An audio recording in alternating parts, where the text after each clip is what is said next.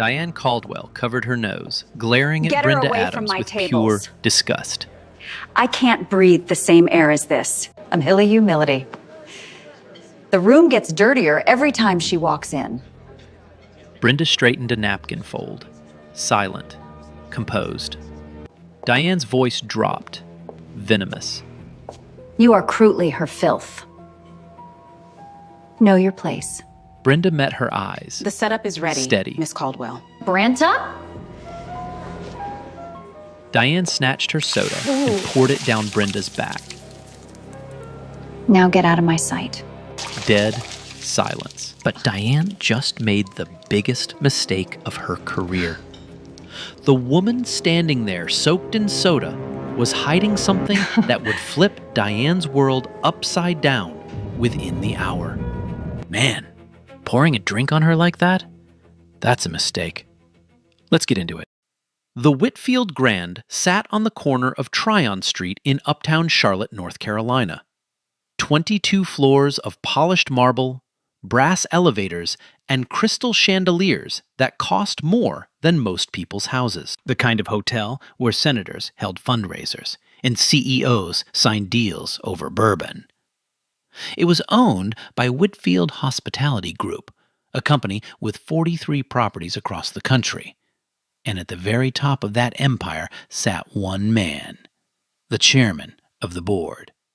But we'll get to him later. Right now, let's talk about Brenda Adams. Brenda was 32 years old. She had a master's degree in hospitality management from Cornell. She could have walked into any executive office in the industry and landed a six-figure position before lunch.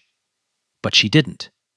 Instead, 5 months ago, she applied for a part-time job as an event coordinator assistant at the Whitfield Grand. Entry level, $12 above minimum wage, a staff polo, and a name tag. Why? Because Brenda believed something most people in her position wouldn't even consider. She believed that if you want to lead an industry, you need to understand it from the floor up. Not from a boardroom, not from a quarterly report. From the sweat, the overtime, the guests who snap their fingers at you like you're furniture. She wanted to feel it, all of it. Her husband supported the decision completely. He admired it, actually. He told her to take as long as she needed, learn everything, talk to everyone. And when she was ready, there would be a seat waiting for her at the top. So Brenda showed up every morning at 6. She drove a modest gray sedan. She wore no jewelry except her wedding band, which she kept on a chain inside her shirt. She parked in the employee lot behind the dumpsters and walked through the service entrance like everyone else. Nobody knew. Not the front desk staff, not the valets, not the housekeepers she helped carry linens for when the elevator broke down last month, and definitely not Diane Caldwell. Diane was the regional banquet manager, 44 years old, blonde hair always pulled tight, heels that clicked like a metronome down every hallway. She'd been with the company for 6 years, and she ran the banquet division like a small kingdom. To the guests, Diane was charming. Warm smile, firm handshake. The kind of woman who remembered your drink order and your wife's birthday. To the staff, she was something else entirely. If you were white, Diane was tough but professional. She pushed hard, but she respected your space. She said please. She said good job.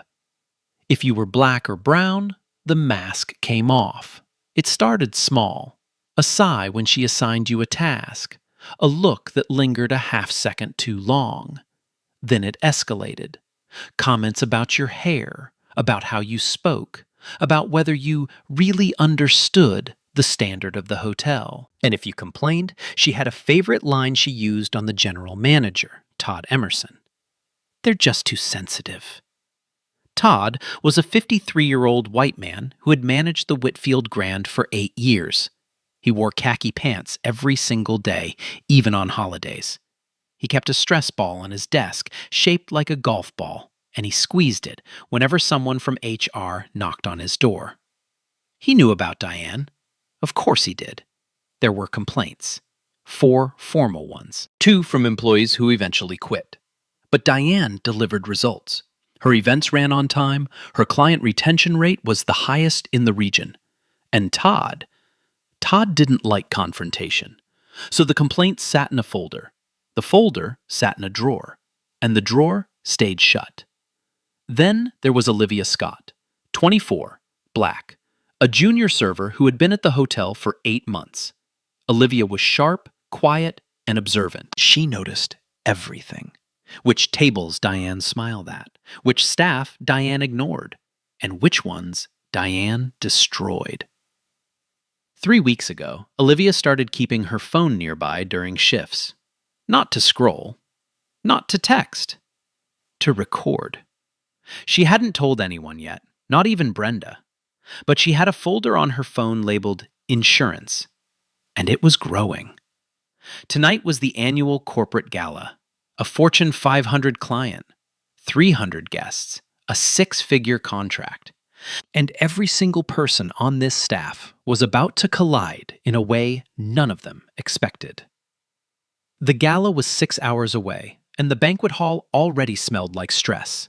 Silver polish, starched tablecloths, the sharp tang of industrial cleaner on marble floors. Staff moved between tables in quiet choreography, adjusting forks, aligning chairs, folding napkins into perfect fans. Brenda was stationed at the far end of the hall, working on centerpieces. White roses, eucalyptus stems, tall glass vases that caught the light from the chandeliers above. She'd arranged 64 of them over the past 3 hours. Each one is identical. Each one measured to the inch. She was good at this. She knew she was good at this. Then Diane walked in. The clicking of her heels hit the marble like a countdown. Every head in the room tilted slightly. Not to look. Nobody dared look directly. Just to track. To know where she was. Like animals sensing a predator entering the clearing. Diane stopped in the center of the room. She scanned the tables with slow, deliberate eyes. Her clipboard was tucked under one arm. Her mouth was a thin, pressed line. She walked to table 12. A white server named Colin had set it. Diane picked up a wine glass, held it to the light, set it back down. Beautiful work, Colin. Spotless. Colin exhaled. He nodded and moved on. Then Diane turned. She walked straight toward Brenda's section. Table 22. Identical setup. Same glasses. Same silverware. Same napkin fold. Brenda had checked it twice. Diane picked up a wine glass. She held it to the light the same way she'd held Colin's. She turned it. Then she set it down hard enough to make the silverware rattle. This is sloppy. Brenda's hands stilled. The glass has a smudge. The napkin fold is uneven. And these flowers. Diane grabbed a rose from the vase and held it up like evidence in a courtroom. This stem is crooked. Do you even care about quality? Or is that just not something your people prioritize? The words landed like a slap. 2 servers nearby stopped what they were doing. One looked at the floor. The other bit her lip and walked away. Brenda took a breath. Slow. Controlled. I'll redo the arrangement, Miss Caldwell. You'll redo the entire table. And when you're done, I want you on ice duty. The kitchen needs 60 pounds hauled to the service bar. Ice duty. Manual labor. Brenda had a coordinator title. She was supposed to be managing logistics for the event, not hauling bags of ice like a first-day temp. But she nodded, and she started pulling apart the centerpiece she'd spent 20 minutes perfecting. Diane watched her for a moment, then turned on her heel and walked away. Her perfume hung in the air behind her, heavy, floral, suffocating. That was 10 in the morning. By noon, it got worse. Diane had changed the seating chart. The original layout had been finalized 3 days ago. Brenda had organized it herself, cross-referencing the client's guest list, dietary restrictions, and VIP preferences. It had taken her 4 hours. Todd had signed off on it. But sometime between 11 and noon, Diane had walked into the office, pulled up the file on the shared computer, and rearranged half the tables. No note, no email, no explanation. Brenda didn't know until Todd called her into his office. He was sitting behind his desk, squeezing that golf ball stress toy. The blinds were half closed. The room smelled like cold coffee and carpet cleaner. "Brenda, we have a problem." She stood in the doorway, still in her polo, still smelling faintly of silver polish. "The seating chart is wrong. Table assignments don't match the client's VIP list. If this doesn't get fixed in the next 2 hours, we're going to have a major issue tonight." Brenda blinked. "Mr. Emerson, I finalized that chart on Tuesday. You approved it yourself." "Well, something changed, and your name is on the file." "Because I created the original file, but someone edited it after me. If you check the revision history..." The door opened behind her. Diane walked in like she owned the room, which, in many ways, she did. "Todd, I heard there's a seating issue?" Her voice was silk, concerned, helpful. Todd looked relieved. "Yeah, Brenda's chart has errors, major ones." Diane tilted her head and looked at Brenda, the way you'd look at a child who broke a plate. "Oh, Brenda, sweetheart, did you mix up the tables again?" Again. As if this had happened before. It hadn't. Ever. "I didn't mix up anything, Miss Caldwell. The file was edited after I saved it." Diane let out a small laugh. Light. Dismissive. "Brenda, nobody else touches the seating charts. That's your responsibility. I shouldn't have to double-check your work on top of everything else I'm managing today." She turned to Todd. "I'll fix it myself. It's fine. I just wish I didn't have to keep cleaning up after her." Todd nodded. He didn't ask about revision history. He didn't check the file. He just squeezed his stress ball and said, "Brenda, let Diane handle the chart. You go help the kitchen with setup." Kitchen setup. That meant washing trays, stacking plates, and staying out of sight. Brenda looked at Todd. She looked at Diane. She saw exactly what was happening. Two people who had decided that she was the problem before she ever opened her mouth. She nodded. "Yes, sir." She turned and walked out. In the hallway, Olivia was waiting. She had a tray of water glasses in her hands, but her eyes were locked on Brenda's face. "I saw her do it," Olivia whispered. "I saw Diane at the computer at 11:15. She was editing the seating file." Brenda stopped walking. "You saw her?" "I was refilling the printer paper in the office. She didn't notice me. She changed at least 8 tables, then closed the file and walked out." Brenda closed her eyes. She let the air out slow. "Thank you, Olivia." "Brenda, you need to report this. This is sabotage." "I know what it is." "Then why aren't you—" "Not yet." Olivia stared at her. "What do you mean, not yet?" Brenda opened her eyes. There was something in them that Olivia hadn't seen before. Not anger, not sadness. Something quieter. Something patient. "I mean, not yet." She pulled her phone from her back pocket and stepped into the stairwell. The heavy fire door closed behind her with a metallic click. The air was cooler here. It smelled like concrete and recycled ventilation. She dialed. It rang twice. "Hey."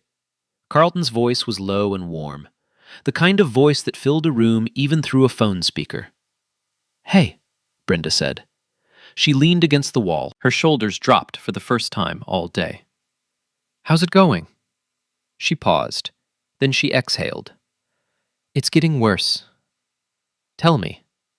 "She sabotaged my seating chart, blamed me in front of Todd. He didn't even check, just sent me to wash dishes."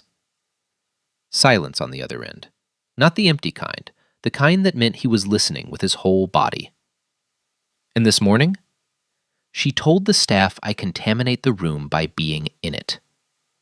More silence. Then Carlton spoke. Quiet. Measured. Brenda, I need you to hear me. Tonight, I'm coming to the hotel. I know, the board inspection. Yes, but I need you to understand something. Whatever I see when I walk through those doors, I'm not going to look away. Not tonight. Brenda pressed the phone against her ear.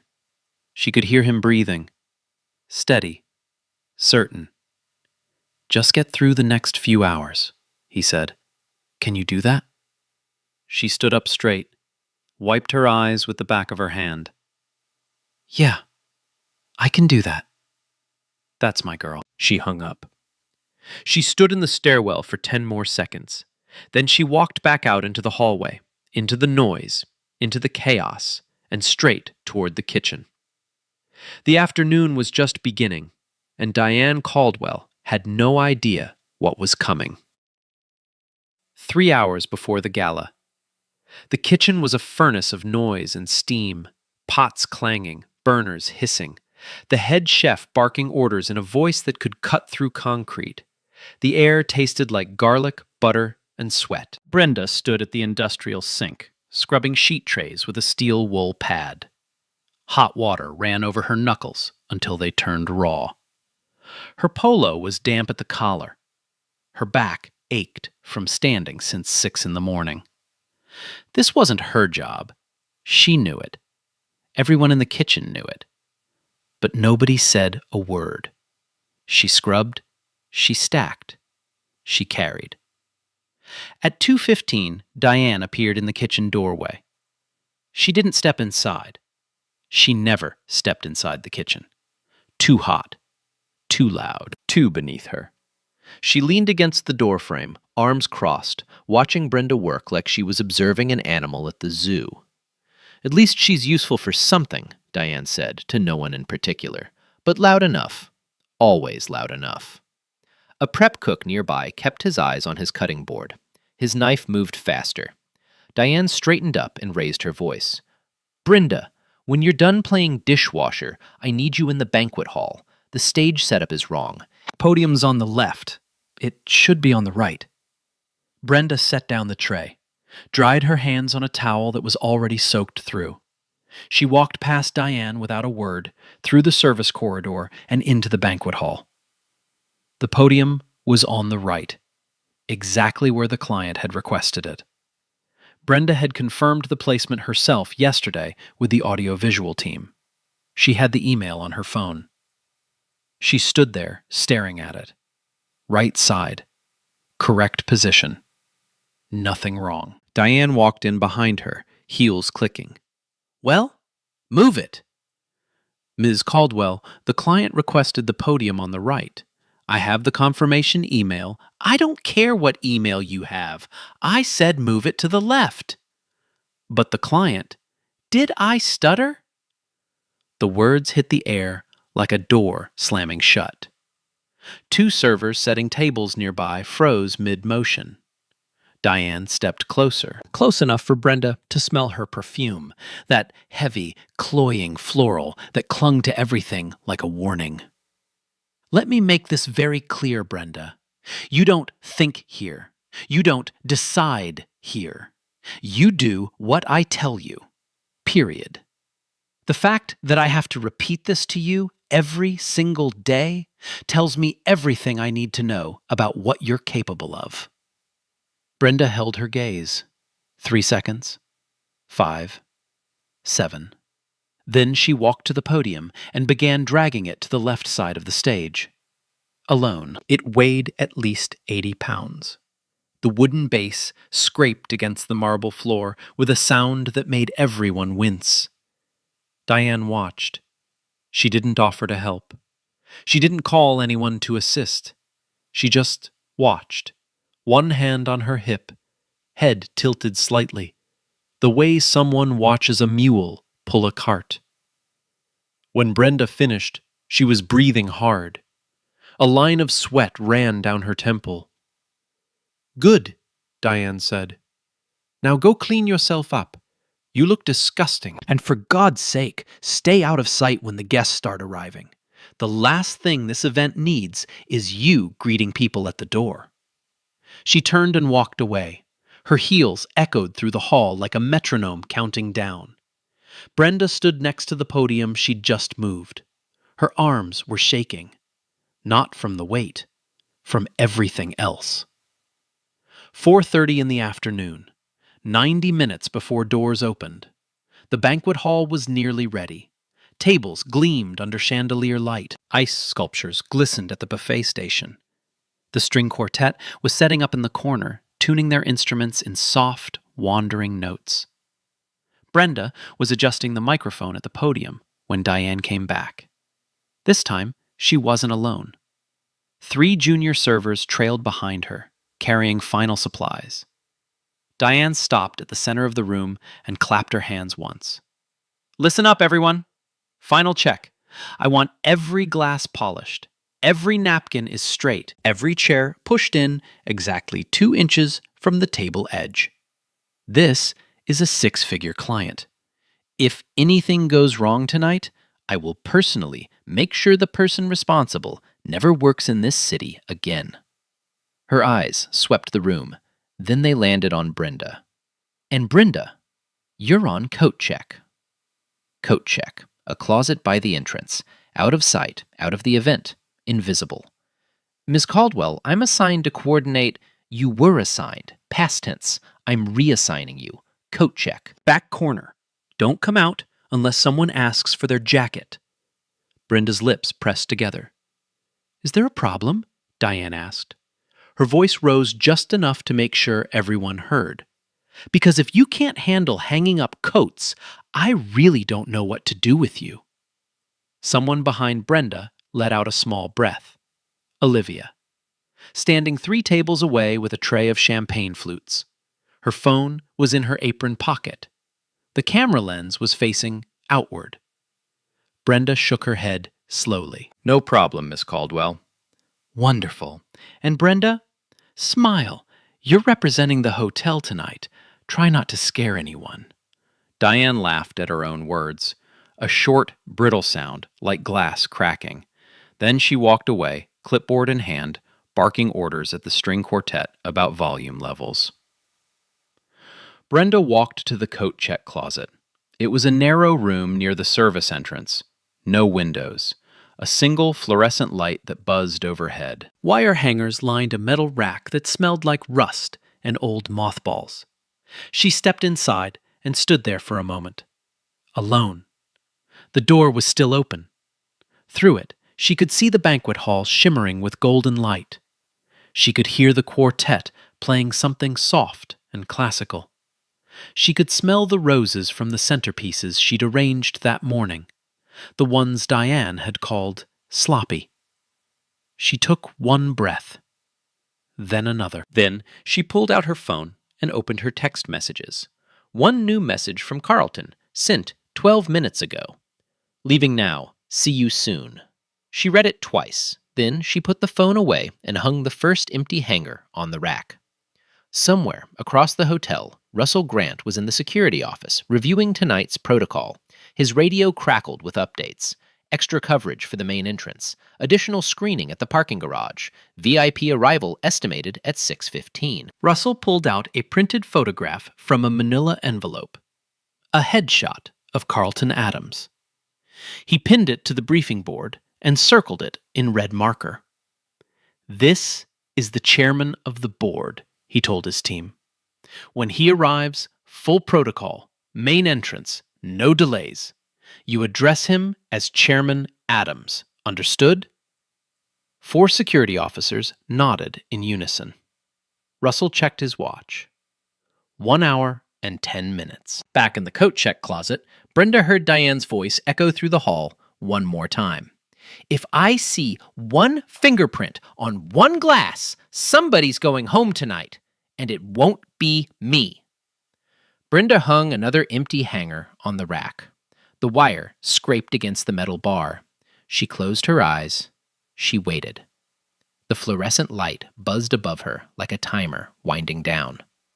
Outside, the string quartet shifted into something slower, deeper. The banquet hall hummed with final preparations. Silver clinking, chairs adjusting, Diane's heels clicking back and forth across the marble. In the parking garage, a black SUV turned off the highway and headed toward uptown Charlotte. The driver checked the mirror. The man in the back seat adjusted his cufflinks. He looked out the window at the city skyline, catching the last light of the evening. His phone sat on the leather seat beside him. The last text he'd sent still glowed on the screen. "Leaving now. See you soon." He didn't text again. He didn't need to. In 52 minutes, he would walk through the front doors of the Whitfield Grand. Russell Grant would meet him with a firm handshake and 2 words that would echo through every radio in the building. And everything would change. Yo, I need to pause here because I'm heated. Like, genuinely heated. This woman got humiliated, sabotaged, shoved in a coat closet, and nobody said a thing. Not one person. That silence right there, that's what kills me, you guys. The black SUV pulled into the circular driveway of the Whitfield Grand. Its tires rolled slow and quiet across the polished stone. The headlights swept across the entrance where Russell Grant stood waiting, flanked by 2 security officers in dark suits. The rear door opened. Carlton Adams stepped out. He was tall, 6'2", dark skin, a navy suit that fit like it was stitched onto his body. Silver cufflinks catching the last glow of sunset. He moved with the kind of stillness that only comes from knowing exactly who you are and exactly what you own. Russell stepped forward and extended his hand. "Good evening, Chairman Adams. Welcome to the Whitfield Grand." The words traveled through Russell's radio, through every earpiece in the building, through the front desk, through the security office, through the service corridor. Chairman Adams. At the front desk, a receptionist nearly knocked over her water bottle. In the kitchen, the head chef straightened his coat. In the hallway outside Todd Emerson's office, an assistant knocked on his door and whispered 2 words that made the color drain from his face. "He's here." Todd stood up so fast, his chair rolled into the wall behind him. He grabbed his jacket from the back of the door, shoved his arms through the sleeves, and half jogged toward the lobby. His tie was crooked. His hands were shaking. He squeezed them into fists to make them stop. In the banquet hall, the news hit like a shockwave. Diane heard it through the event coordinator's radio, a crackle of static, then Russell's voice. "Chairman Adams has arrived. Main entrance. All positions." Diane's eyes went wide. She smoothed her hair. She adjusted her blazer. She grabbed a breath mint from her pocket and crushed it between her teeth. This was her moment. The chairman of the board, here, tonight, at her event. This was her chance to shine, to impress, to climb. She walked quickly through the service corridor, heels hammering the floor. She burst into the lobby just as Todd arrived from the opposite hallway. They exchanged a glance, 2 people suddenly united by the same desperate need to perform. Carlton was standing in the center of the lobby, Russell beside him, 2 security officers behind. He was looking around slowly, taking in the marble, the chandeliers, the fresh flowers on the reception desk. His face revealed nothing. Diane stepped forward first, bright smile, extended hand, her voice pitched higher than usual, warm, eager, rehearsed. "Chairman Adams, what an absolute honor. I'm Diane Caldwell, Regional Banquet Manager. I oversee tonight's gala, and I have to say, everything is running beautifully. We are so thrilled to have you here." Carlton looked at her hand. He didn't take it. His eyes moved past her, past Todd, past the reception desk, down the hallway, toward the service corridor, toward the narrow room near the entrance, with no windows and 1 fluorescent light. The coat check closet. Brenda was stepping out. She'd heard the radios. She'd heard the name. She stood in the hallway in her wrinkled, soda-stained polo, her name tag slightly crooked, her hands still raw from scrubbing trays. Carlton saw her, and something shifted in his face. Not anger, not yet. Something deeper, something slower. Like watching a crack spread across glass before it shatters. He walked past Diane, past Todd, past two security officers who stepped aside without a word. He crossed the lobby in long, steady strides. He reached Brenda. He stopped. He looked at her shirt, the dark stain down the back, the dried streaks of soda on her collar, the smell of industrial cleaner on her hands.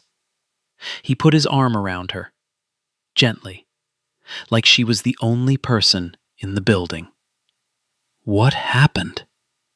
His voice was quiet, but in the silence of that lobby, it carried like thunder. Brenda looked up at him. For the first time all day, her composure cracked, just slightly. A tremor at the corner of her mouth, a brightness in her eyes that she blinked away before it fell. "Long day," she said. "Tell me." Behind them, Diane stood frozen. Her hand was still extended in the air where Carlton had ignored it. Her smile was still on her face, but it had gone stiff, plastic, like a mask that forgot to come off. Her eyes moved between Carlton and Brenda, the arm around her shoulder, the closeness, the way he looked at her. Then the connection hit. Adams, Chairman Adams, Brenda Adams. The color drained from Diane's face so fast it was almost visible, like watching ink disappear from paper. Todd's mouth opened, then closed, then opened again. No sound came out. Carlton turned his head. He looked directly at Russell. "I want to know exactly what happened to my wife today. Every single detail. And I want to see the security footage from this building. All of it." The word wife landed on the lobby like a bomb. Diane took one step back. Her heel caught the edge of the marble tile and she stumbled slightly. She caught herself on the reception desk. Brenda looked at Diane, calm, still. And for the first time that day, she spoke without being asked. "Olivia has it on video." The security office was small, gray walls, 3 monitors, a desk covered in radios and clipboards. It smelled like stale coffee and electrical wiring. Carlton stood in the center of the room, arms folded, silent. Russell stood by the door. The hotel's HR director, a woman named Patricia Wells, sat at the desk with her hands clasped tight. Olivia walked in, holding her phone like a grenade. She unlocked it, opened the folder labeled Insurance, and pressed play. The first video. Diane's voice, sharp, dripping with contempt. "I can't breathe the same air as this. The room gets dirtier every time she walks in." Carlton's jaw tightened. The second clip, Diane holding up the rose from Brenda's centerpiece. "Is that just not something your people prioritize?" Patricia covered her mouth. The third clip, Diane watching Brenda drag the 80-pound podium across the stage. Alone. Smiling. Then the final video, the soda. Diane grabbing the cup, pouring it slowly down Brenda's back, the liquid darkening her polo in a long streak. Diane's laughter. "Now you match the mess you already are." Russell paused the video. Silence except for the hum of the monitors. Carlton spoke. One sentence. "Bring her in." 2 minutes later, Diane walked through the door, blazer buttoned, chin up, hands trembling at her sides. She tried a smile first. "Chairman Adams, I want you to know that tonight's event is completely under control. Whatever misunderstanding, sit down." She sat. Carlton spoke the way a man speaks when the building has his name on the deed. "I just watched 4 videos of you harassing, humiliating, and physically assaulting a member of this staff. I want your explanation. Choose carefully." Diane's smile collapsed. I was joking. The soda was an accident. She's blowing this out of proportion. I didn't know. Didn't know what? I didn't know she was my wife? Carlton leaned forward. So if she wasn't my wife, this would be acceptable? Diane opened her mouth. Nothing came out. That's what I thought. He turned to Patricia. Effective immediately. Diane Caldwell is suspended without pay pending full investigation. I want every complaint ever filed against her pulled from records. Every one. And I want her off this property within 10 minutes. Patricia nodded and began typing. Diane's composure broke. Her voice cracked. Please, I've been with this company for 6 years. This will ruin me. I made a mistake. People make mistakes. You didn't make a mistake. You made a choice. Every single day. He turned to Russell. Escort her out. Russell opened the door. 2 officers were waiting. Diane stood on unsteady legs, mascara smudging at the corners. She walked between the officers, clutching her purse like a shield. The lobby staff watched in silence as she crossed the marble floor and pushed through the glass doors into the evening air. Carlton wasn't finished. Where is Todd Emerson? Todd was in his office, behind his desk, squeezing his stress ball with both hands. Carlton stood in his doorway. How many complaints were filed against Diane? Todd swallowed. A few. How many? 4 formally, maybe more informally. And what did you do? Todd stared at his desk. That's your answer. Carlton nodded. You're on administrative leave, effective immediately, pending review. Formal notice from HR by morning. Todd didn't argue. He set the stress ball down and reached for his jacket. Carlton turned back one last time. Next time someone tells you they're being mistreated, try listening. It's free. He walked back to the security office. Olivia was still standing there, phone in hand. He stopped and extended his hand. Thank you. What you did took courage. You have my word. No retaliation. Not now. Not ever. Olivia shook his hand. Firm grip, steady eyes, one nod. Then Carlton walked down the hallway to the coat check closet. Brenda was waiting. He took her hand. They walked together through the service corridor, past the kitchen, past the banquet hall shimmering with golden light and string music. Neither said a word. They didn't need to. The investigation started the next morning. Carlton didn't wait for HR to schedule meetings. He didn't wait for legal to draft memos. He picked up his phone at 7 a.m. and called the chief operating officer of Whitfield Hospitality Group directly. I want a full internal investigation. Not just this property, all 43. Every complaint filed in the last 5 years involving discrimination, harassment, or hostile work environment.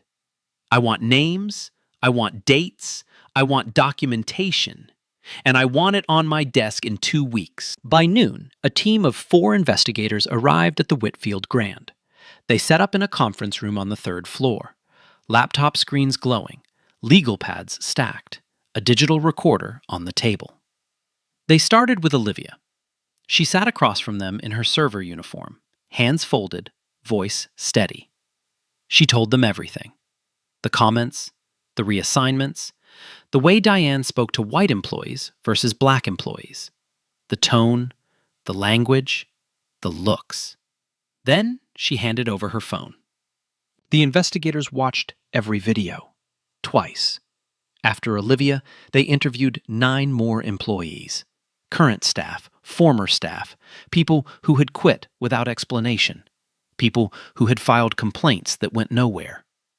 A housekeeper named Gloria Davis told them Diane once refused to ride the same elevator with her.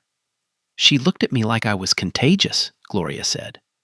Then she waited for the next one. A former valet named James Wilson said Diane reported him for theft after he parked a guest's car 3 spots away from the designated area. No theft occurred. He was fired anyway. No investigation, no appeal. A line cook named Sandra Moore described how Diane walked into the kitchen one evening and said, in front of the entire staff.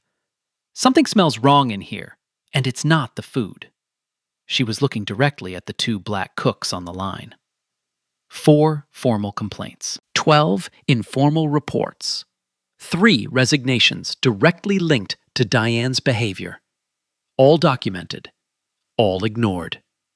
Todd Emerson's signature was on 4 of the dismissal forms. His handwriting was on the notes that read, "Resolved. No further action needed." The pattern was undeniable, and it stretched back 3 full years. On day 4, the story broke. Olivia had posted the soda video on her personal social media, with Brenda's permission. She didn't add commentary. She didn't need to. The footage spoke for itself. Diane's voice, the slow pour, the laughter. Brenda standing there soaked and silent. 36 hours later, the video had 14 million views. Local Charlotte news picked it up first. A reporter stood outside the Whitfield Grand with a microphone, the hotel's gold logo gleaming behind her. Then, national outlets followed. Cable news panels debated it. Opinion columns dissected it. The headlines spread across every platform like wildfire. Hotel manager pours soda on employee. Turns out she's the chairman's wife. Social media erupted. Comments poured in by the thousands. Former employees came forward publicly. People who had stayed silent for years suddenly had a platform, and they used it. Diane's name trended for 3 consecutive days. Her LinkedIn profile was flooded with messages. Her professional network collapsed overnight. Former colleagues distanced themselves publicly. One posted a statement that read, "I witnessed Diane's behavior firsthand, and I regret not speaking up sooner." On day 8, Diane issued a public apology through a prepared statement. It was written by a crisis management firm. The language was careful, polished, and hollow. "I deeply regret any actions that may have caused harm. I am committed to learning and growing from this experience." The internet didn't buy it. The top comment under every repost was the same. She's not sorry she did it. She's sorry she got caught. On day 12, the investigation concluded. Whitfield Hospitality Group released an official statement. Diane Caldwell was terminated for cause.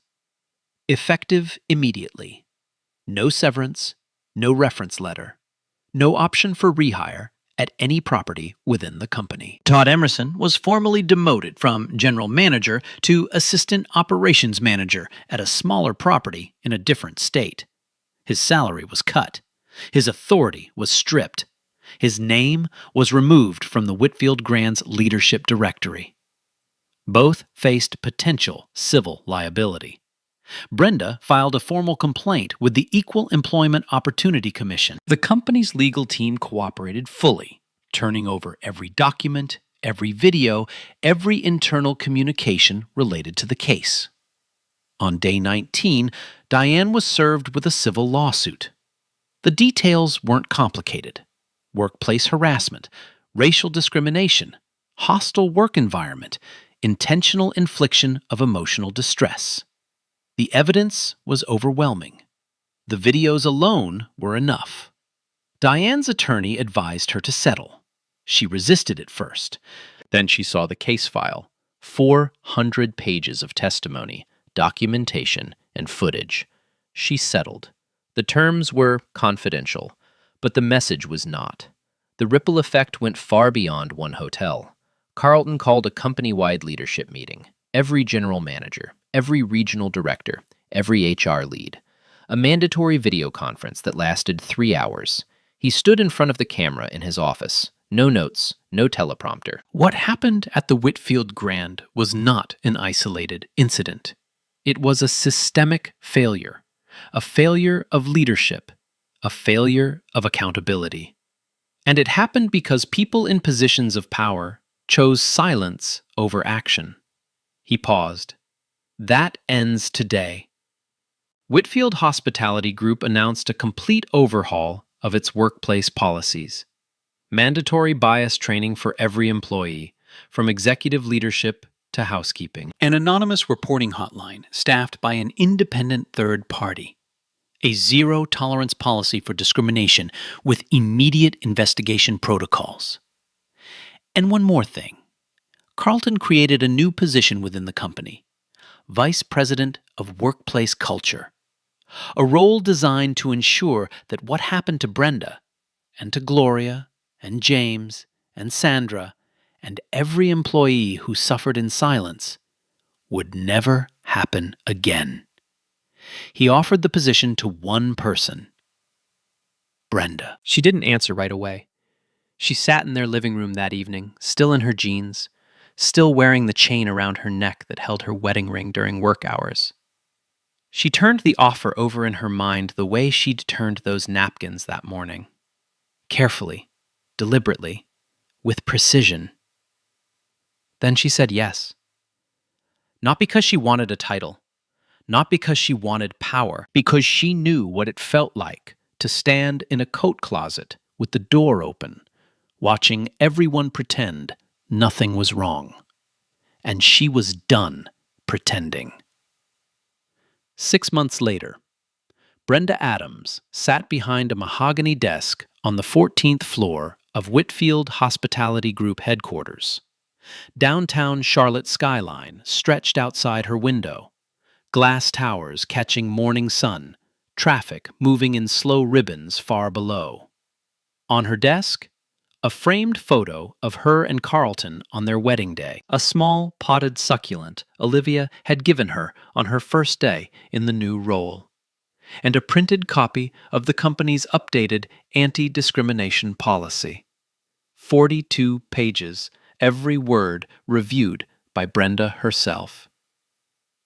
Vice President of Workplace Culture. The title still felt new, but the work didn't. The work felt like breathing. In her first 3 months, Brenda visited 19 of the company's 43 properties. She sat in break rooms. She ate in staff cafeterias. She listened.